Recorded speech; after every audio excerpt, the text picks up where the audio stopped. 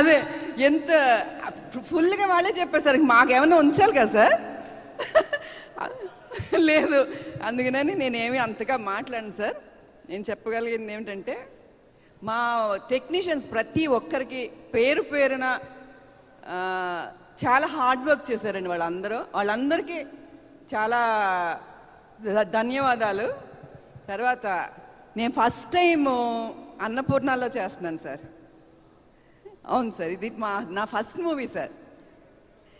మాకు సితారా వచ్చి సొంత బ్యానర్, అందుకని వంశీ గారితో మాకు చాలా ర్యాప్ ఉంది. అది సొంత బ్యానర్, ఇది నాకు సొంత బ్యానర్ అవ్వాలి ఫ్యూచర్లో. అందుకని చాలా సంతోషం సార్. నా కొడుకు ఒక విజయం సాధిస్తే ఎంత ప్రౌడ్గా ఫీల్ అవుతామో మేమందరం, అదే ప్రౌడ్నెస్ వచ్చింది సార్ నిన్నటి నుంచి. అందుకని నా సొంత బిడ్డలాగే నేను ఫీల్ అవుతున్నాను సార్. చాలా బాగా చేశారు. మా భాగ్యశ్రీ ఇంకొక హీరోయిన్ దొరికింది మనకి ఇండస్ట్రీకి, చాలా బాగా చేశారు. ఆ రోజు మనం అనుకున్నాం, ఈరోజు నిజంగానే మాకు ఒక ఇండస్ట్రీకి మంచి హీరోయిన్ దొరికింది, పర్ఫార్మెన్స్ కూడిన heroine. Okay, keep it up.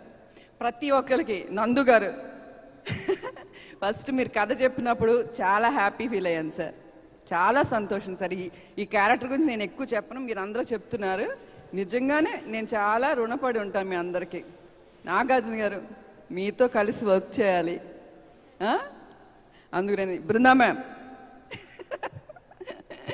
చాలా చాలా మేము ఆల్మోస్ట్ 1.5 year వర్క్ చేసాం. వీళ్ళందరూ ఒక కుటుంబం తప్ప దీంట్లో ఆర్టిస్ట్ అని ఎవరు చెప్పను సార్. బ్రహ్మాజీ గారు కానీ, శివాజీ గారు కానీ, ప్రతి ఒక్కళ్ళు ఎవరినైనా మర్చిపోతే క్షమించండి.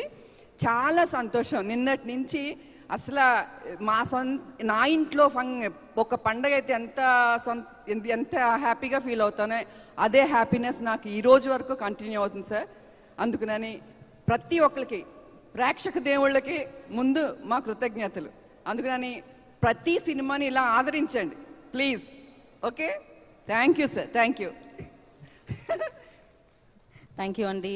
Once again congratulations. ఇప్పుడు ఈ చిత్రం ద్వారా పెద్ద డైరెక్టర్ అయిపోయి పెద్ద విజయాన్ని సొంతం చేసుకున్న డైరెక్టర్ గారిని మనం ఇప్పుడు వేదిక మీదకి పిలుద్దాము. ఆయన ప్రతి పాత్ర రాసుకున్న తీరు, ప్రజెంట్ చేసిన విధానం అత్యద్భుతంగా ఉండింది.